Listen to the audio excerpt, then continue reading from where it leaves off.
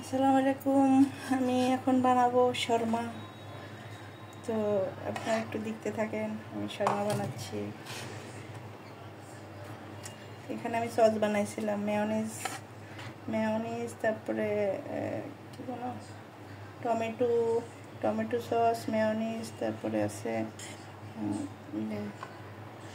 দুধের গুঁড়ো, তারপরে একটু টক লেবু, হালকা চিনি, একটু গোলমরিচ গুঁড়া দিয়ে আমি সসটা বানাইছি। তারপরে এখন আমি এখানে বানাবো শর্মা। এখানে আমি আগে থেকে করে রাখা মুরগির মাংস দিলাম।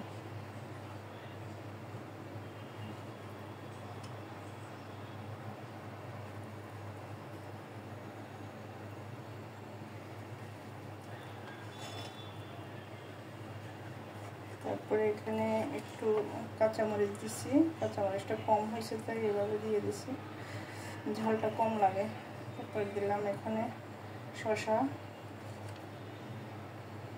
দিলাম, আবার একটু সস দিয়ে দিলাম।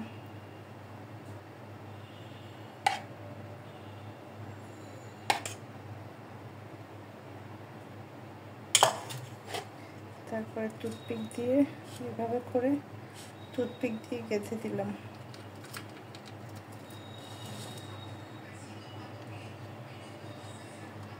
হয়ে গেছে আমার শর্মা বানানো।